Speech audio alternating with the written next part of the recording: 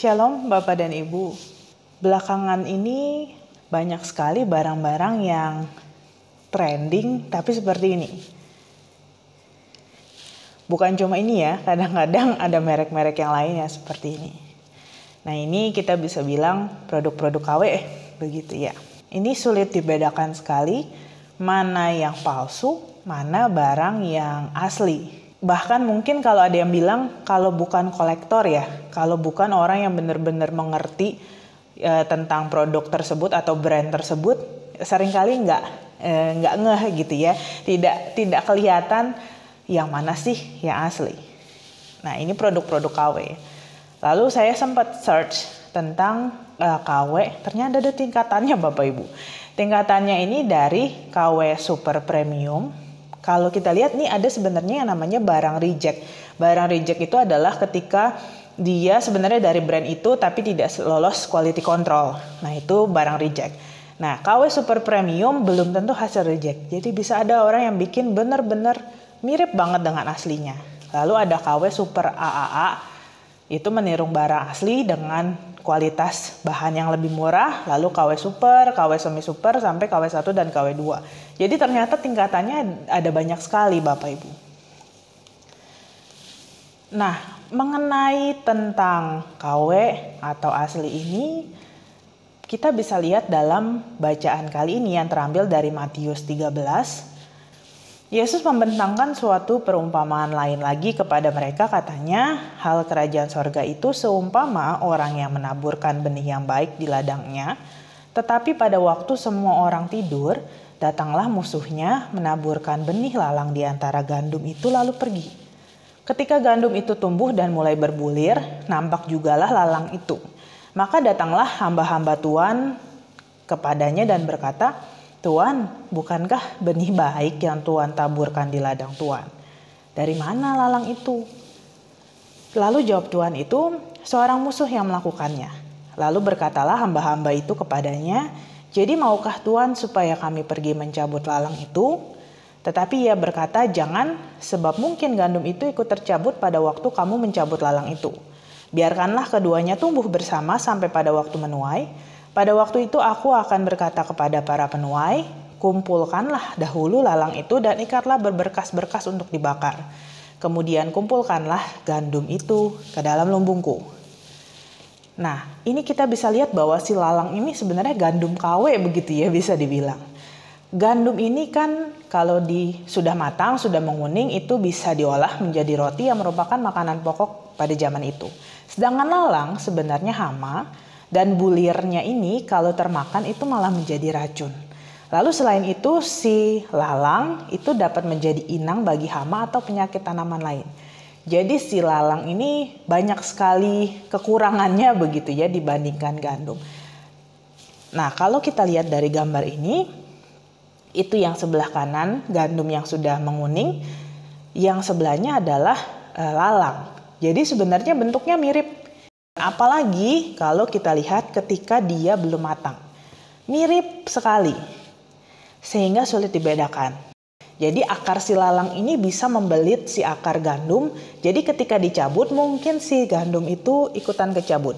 Makanya dikatakan oleh si Tuhan itu janganlah karena nanti bisa kecabut dua-duanya.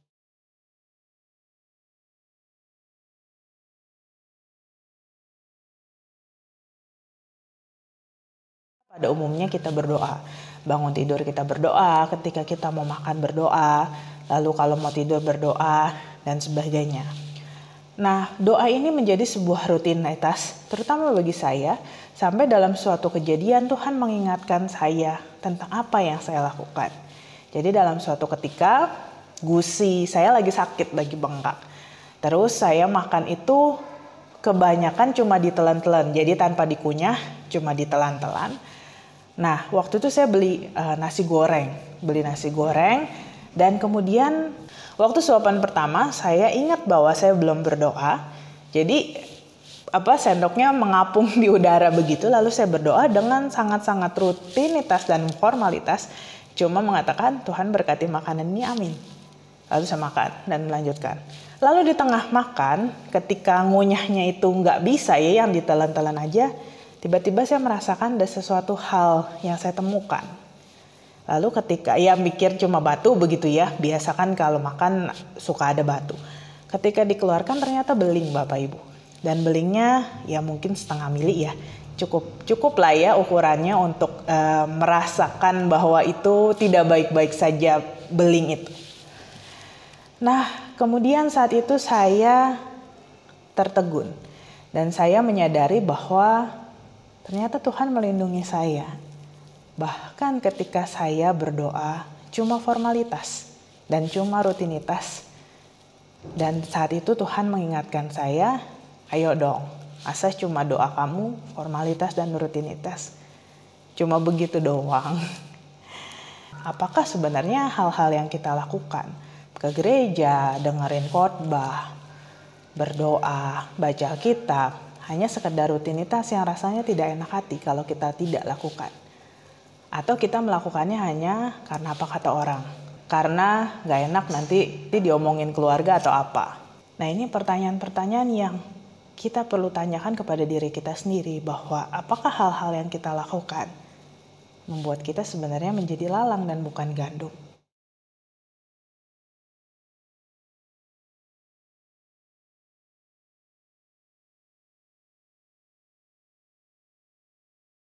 Lewat rutinitas, hal ini dapat dipakai iblis untuk menjauhkan kita dari Tuhan.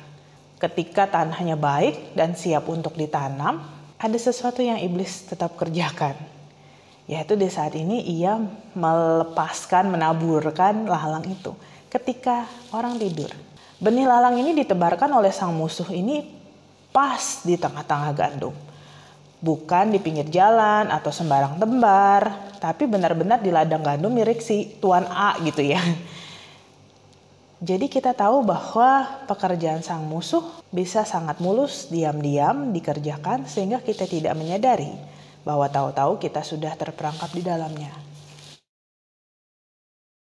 Dalam sebuah film yang berjudul God is Not Dead, ada satu quotes yang dibacakan oleh salah satu pemeran yang menurut saya sangat menarik. Sometimes the devil allows people to live a life free of trouble because he doesn't want them turning to God. Terkadang iblis mengizinkan orang-orang untuk hidup bebas dari masalah. Jadi maksudnya adalah si iblis ini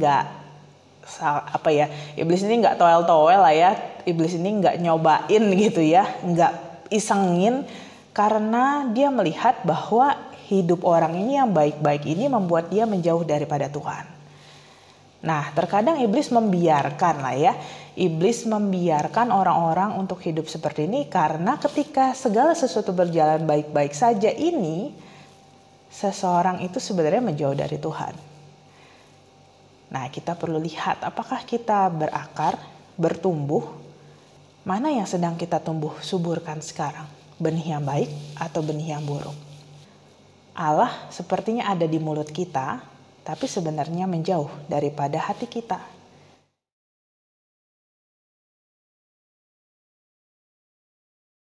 Untuk mengambil bagian dalam kerajaan sorga, Matius 7 ayat 21-23 mengatakan,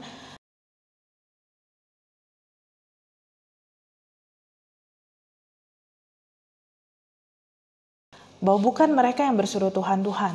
Bukan juga mereka yang mengaku melakukan ini dan itu demi nama Tuhan. Namun mereka yang melakukan kehendak Bapa. Apakah kita benar-benar melakukan apa yang menjadi kehendak Allah? Atau kita melakukan sesuatu yang sebenarnya kehendak kita pribadi. Tapi kita mengatakan bahwa, oh iya Tuhan suruh kita ini loh. Tuhan suruh kita itu loh. Kita bungkus sedemikian rupa, kita perlu menguji. Dalam 2 Korintus 13 ayat 5 dikatakan, ujilah dirimu sendiri. Apakah kamu tetap tegak dalam iman? Selidikilah dirimu.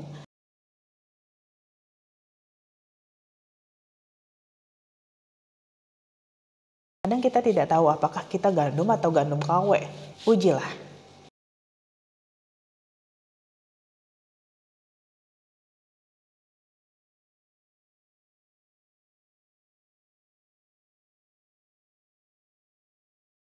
Dalam Efesus 5 ayat 9-11 dikatakan, ujilah diri kita agar kita mengerjakan iman kita. Ujilah apa yang berkenan kepada Tuhan, karena terang hanya berbuahkan kebaikan dan keadilan dan kebenaran.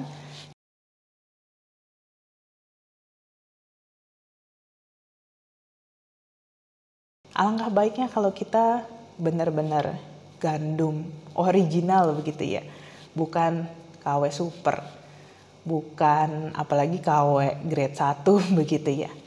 Alangkah baiknya kalau kita benar-benar gandum yang akan menguning dan akan Tuhan semai, Tuhan kumpulkan untuk masuk ke kerajaannya. Tuhan menolong kita untuk semakin berakar dan bertumbuh di dalam Dia yang benar sampai pada akhirnya. Tuhan Yesus memberkati. Amin.